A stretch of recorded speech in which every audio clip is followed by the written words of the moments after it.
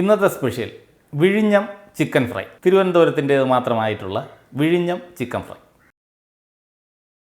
നമുക്ക് വിഴിഞ്ഞം ചിക്കൻ ഫ്രൈക്ക് ആവശ്യമായ സാധനങ്ങൾ എന്തൊക്കെയാണെന്ന് നോക്കാം. ഫുൾ കോഴി ഞാൻ വാങ്ങിച്ച് ക്ലീൻ ചെയ്ത് റെഡിയാക്കി വെച്ചിട്ടുണ്ട്. പച്ചമുളക്, വെളുത്തുള്ളി ക്രഷ് ചെയ്തത്, ഇഞ്ചി പൊടി പൊടിയായിട്ട് അരിഞ്ഞ് ചതച്ചത്, കൊച്ചുള്ളി, കോൺഫ്ലവർ, നാരങ്ങ നീര്. ഇതിലേക്ക് 4 ടൈപ്പ് ഇലകൾ വേണം. ഒന്ന് രമ്പയില, മല്ലിയില, പുതിനയില, കറിവേപ്പില സെറ്റ് ചെയ്ത് വെച്ചിട്ടുണ്ട്. പോകാം നമുക്ക് വീഡിയോയിലേക്ക്. ആദ്യം നമുക്ക് ഫ്രൈക്ക് ആവശ്യമായ ചിക്കനെ വരഞ്ഞ് മാരിനേറ്റ് ചെയ്ത് മാറ്റി വയ്ക്കാം. നമുക്ക് മാരിനേറ്റ് ചെയ്യാനായിട്ട് ഒരു പാത്രം എടുത്ത് വയ്ക്കാം. അത്യാവശ്യം ഡെപ്തിൽ വരഞ്ഞു കൊടുക്കണം.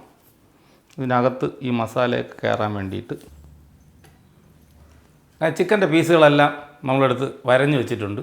ഇനി നമുക്ക് മാരിനേറ്റ് ചെയ്യാൻ തുടങ്ങാം. മഞ്ഞൾപ്പൊടി ഇട്ട് കൊടുക്കാം, കുറച്ച് കാശ്മീരി ചില്ലി, ഇതിനാവശ്യമുള്ള ഉപ്പ്. ഇനി നമുക്ക് ഇതിനെ ഒന്ന് നല്ല രീതിയിലൊന്ന് വിരവി കൊടുക്കാം.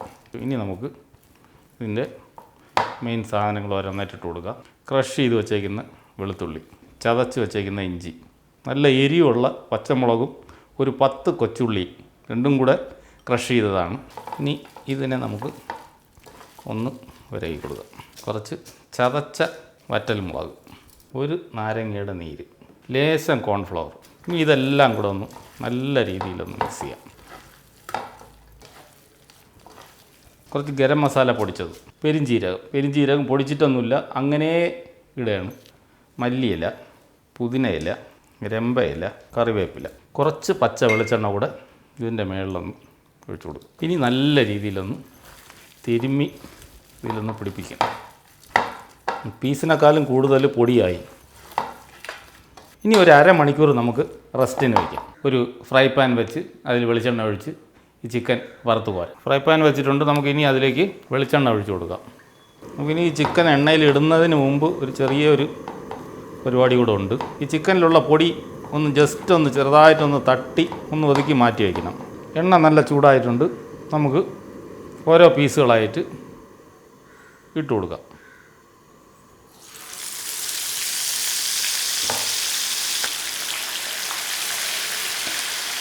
കഷ്ടിച്ച് 4 പീസാണ് ഇടാൻ പറ്റിയിട്ടുള്ളത്.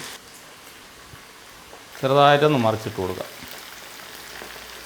ഓരോ പീസും വേവുന്നതനുസരിച്ച്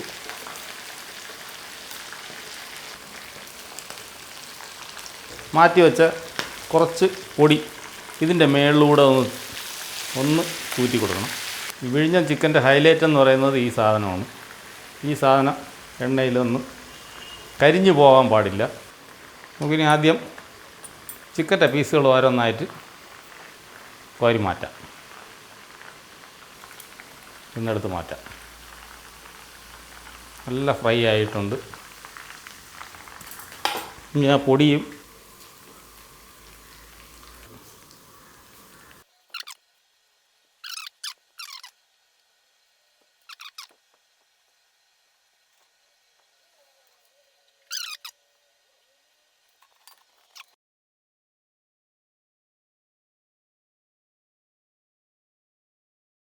അങ്ങനെ നമ്മുടെ നല്ല സ്പൈസി ആയിട്ടുള്ള വിഴിഞ്ഞം ചിക്കൻ ഫ്രൈ ഇവിടെ റെഡി ആയിട്ടുണ്ട്. ഇതിൻ്റെ കോമ്പിനേഷൻ കോയിൻ പൊറോട്ടയാണ്. കോയിൻ പൊറോട്ടയും ചിക്കൻ ഫ്രൈയുമായിട്ട് കഴിച്ചതിൻ്റെ ഫീഡ്ബാക്ക് എന്നെ അറിയിക്കുക.